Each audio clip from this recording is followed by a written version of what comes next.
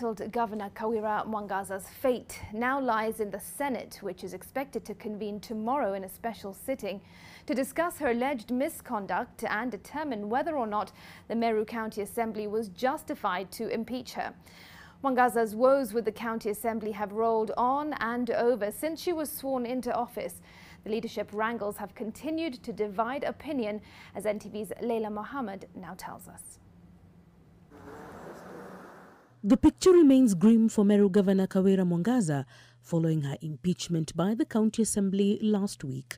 Mwangaza's colleagues at the Council of Governors have come to her defense, noting that the speed with which the Meru County Assembly impeached her should be a matter under review. There should be an impeachment law that sets the threshold for impeaching a governor.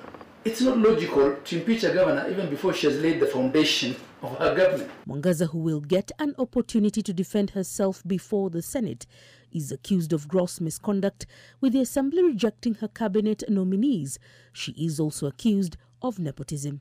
The other more important aspect is the issue of the threshold. You know, because when they say gross violation of the Constitution, what are those thresholds and how do you measure them before you actually proceed? The Senate will undertake that legally guided mandate Tuesday, with the governor hoping that after giving all the requisite documents and statements, they may grant her another lifeline to continue service. What can someone have done so wrong, even before they have set up the structures of their government? Even as she hopes that she will have those who will back her battle for dear life, some residents back home have agreed with the Assembly's decision to kick her out of office. In other counties, watoto wanapewa basari ndio Januari waweze kurudi shule. Ukiangalia watu wanapewa chakula. Kawira kama anaenda kupeana chakula akienda kutusi MCAs. Na tafadhali tunaomba Senate ione huruma ya mtoto wa Meru, ione wamama wa Meru huruma. Wakikataa kumtoa huko, sisi tutajitokeza kama wamama wa Meru yote, tusimame mpaka tuseme hatuna imani na mama governor.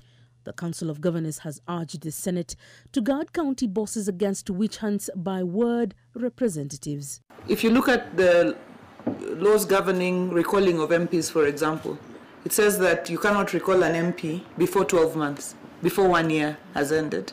And you can't also recall an MP in the last 1 year to election.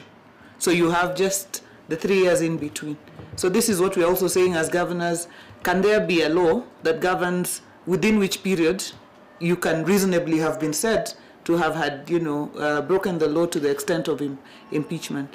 Meanwhile, the Meru High Court will tomorrow hear a case that was filed by Governor Mwangaza, where she claimed that the Assembly went against the court order to debate on the second motion despite the matter being in court.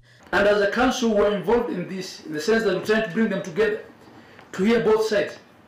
I can tell you here, there is nothing really of substance for which our sister has been impeached.